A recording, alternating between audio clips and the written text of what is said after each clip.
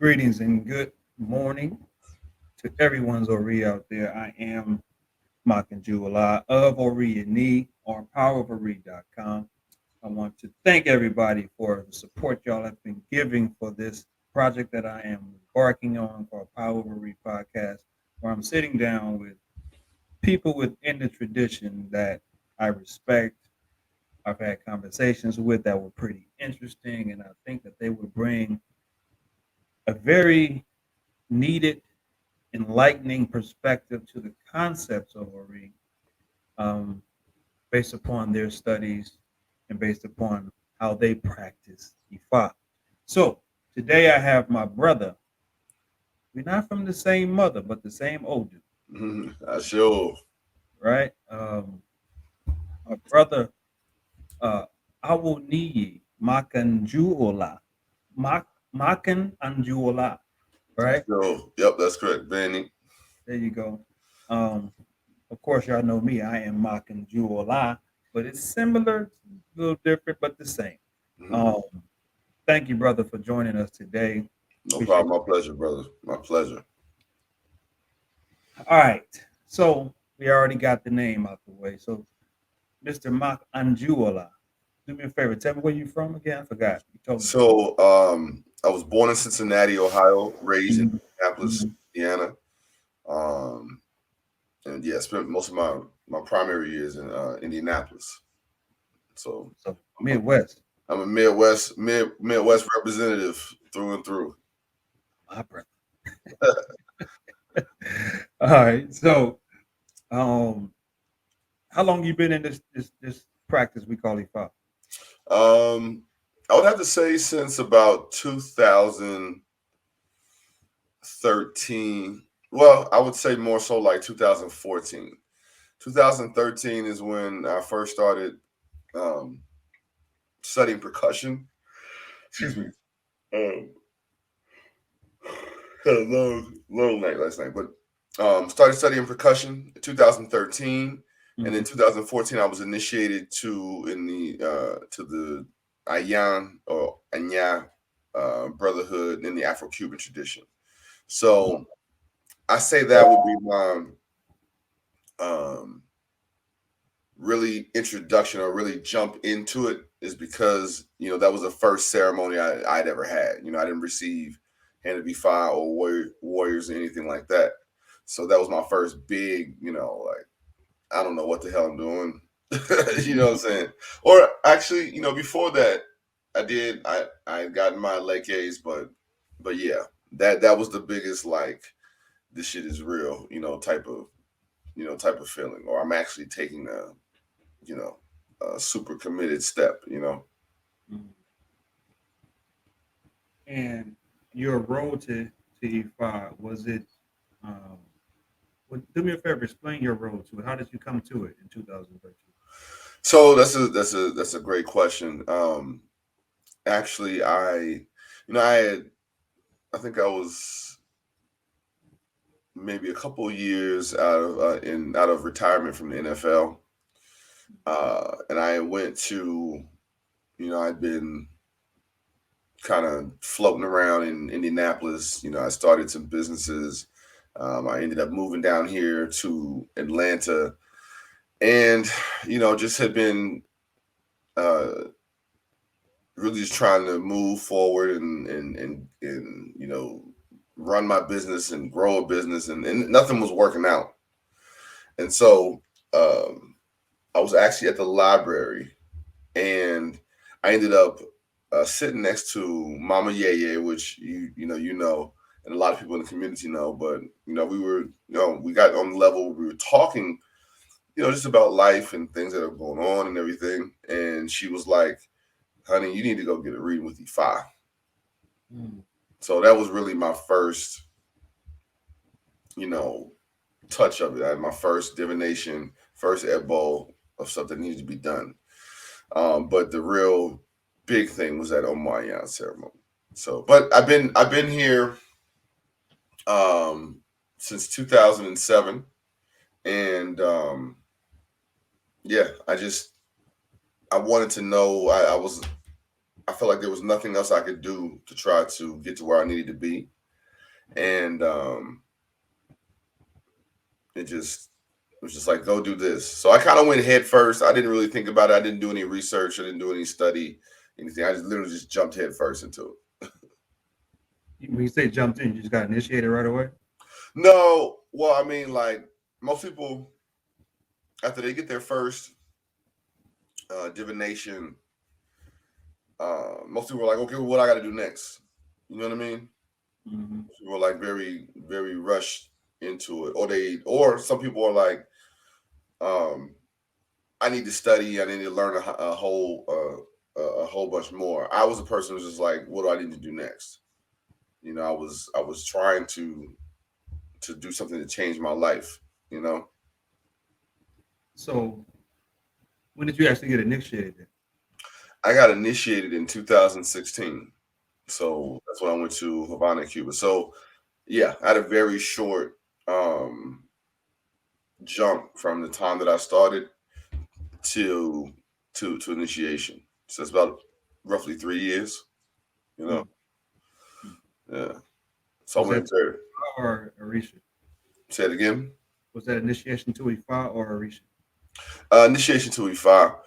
So the way that my Odu and my hand of E5 read, and it's very rare in the Cuban tradition that somebody just goes straight to E5. But the way that my um, Ishefa or hand of E5 read, it was just like, yo, you got to go. Your Orisha is Oduduwa, and you have to move, and you have to go to E5. We don't put Oduduwa on people's heads.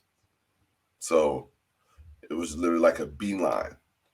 And so that's, 3 years from the time that I really had my first reading, engaged in any type of practice, not really knowing anything about the culture.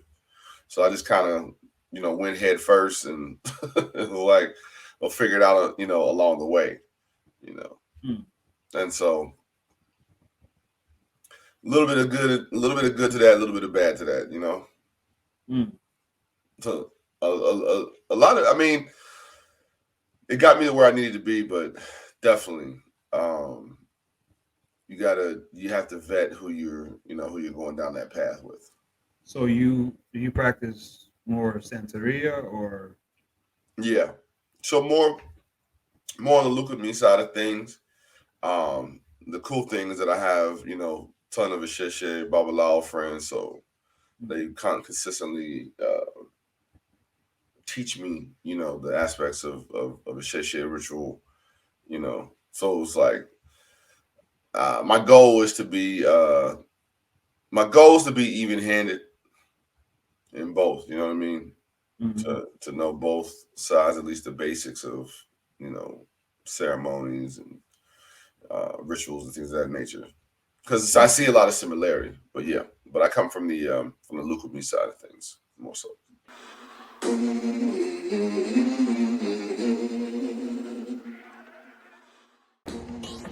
Greetings, everyone. I am Baba Makan Anjuola, and this is PowerOfARead.com.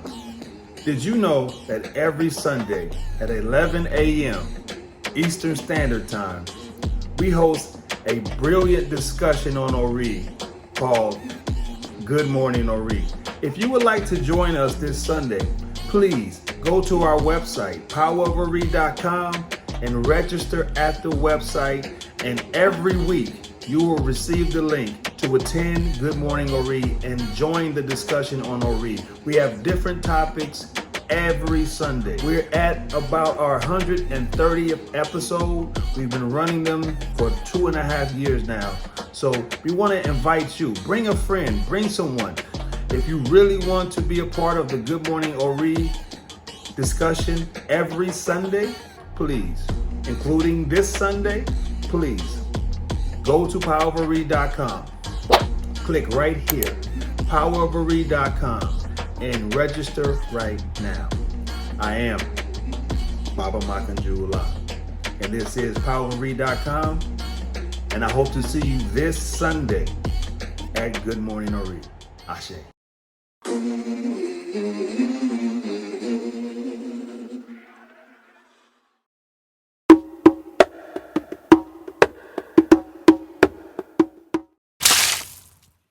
Do you have a head Orisha?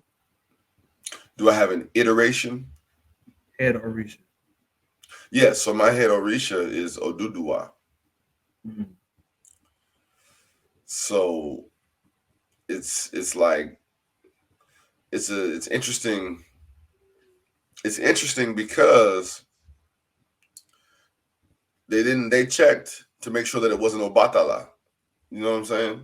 Mm-hmm. And it's like no, Oduduwa was his head. So I'm still praying for the mystery to be unraveled as far as that, as to why that is my head Orisha. But yeah, Oduduwa is my head Orisha, and they don't crown that in Cuba.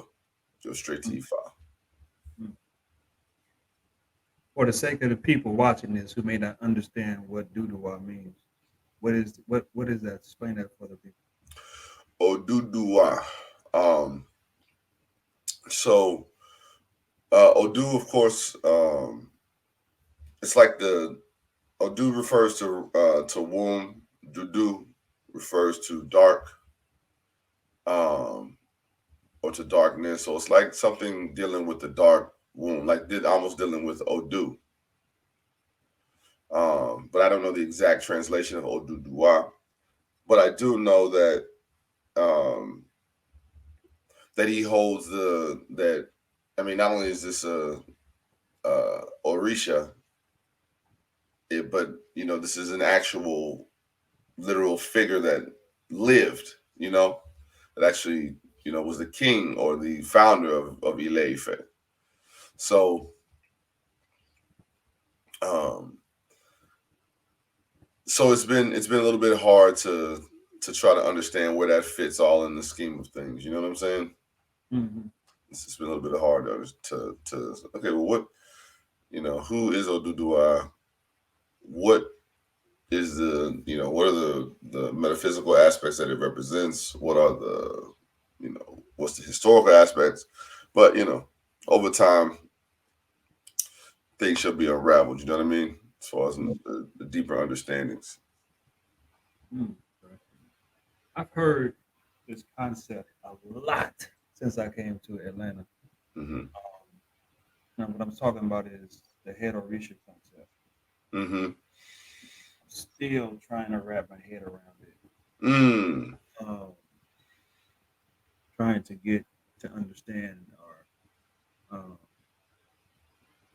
yeah, just try to understand it. I'm just trying to understand how it works. Because, Hmm. like you said, you got to be ambidextrous in this thing. You got to be able to go different levels with it because everything is not the same. You can't Right. give some here the same way you did over there. So, um, if you don't mind, I mean, how how does that? What does that look like when you say head Orisha? When people say head Orisha, what does that mean? Like, what do they mean by that stuff? So when I say your head Orisha, it is the main Orisha that will be quote unquote walking with you in addition to your Ori. Now I don't say that because your Ori is your Ori, Mm-hmm. but I say that this is the main Orisha that will be walking with you, on your journey, through this tradition, navigating this tradition. So the funny thing about that is, I also say that, before you even get to the mat, Obatala owns your head, right? That's one of the common understandings that Obatala um, is your father, quote unquote, before that's identified or determined, your other Orisha. So the way I explain it, I just say this is the main Orisha that is that walks with you, that looks out for you, that protects you, et cetera, et cetera, et cetera. That's how I explain it. And so I also say that this doesn't mean that this is who you'll be crowned to necessarily. That'll have to be reconfirmed. Probably 80% of the time that's who you're going to be crowned to. But sometimes things take a turn in the when the in the Igbo do when they're doing Osha crownings, where another Orisha will come down and say, "No, That's my child. And they have to literally shift gears in the middle of a ceremony and, and crown somebody another Orisha. So that's what I mean when I say this particular Orisha owns your head. It's more so talking about what you're going to be crowned to. I mean, that's interesting because I've seen people do that or declare that without that person having any kind of initiation, any whatsoever. They just came to get a dafa, and the person may have heard of the head orisha concept, and they may ask the babala who's doing the dafa reading for them, "Do you know what my head orisha is?" And they'll do this thing. Oh yeah, it's randomly Shango, right? Like they'll Oh say, yeah, but yeah. if you've never gone through a process, how do they know that? And then to get to the next phase of it, to say I Yeah. get initiated and I got to get crowned to this Orisha, then if it's not that person, did they lie then? Like that was that like not the truth? Right, right. Well, I think in that situation, I know exactly what you're talking about. Boomerang theory, you want love, then give love. Live your life, don't let them kill your buzz. Like pest inspectors, extract the nectar from wax situations, ancestors, texture. Bringing it when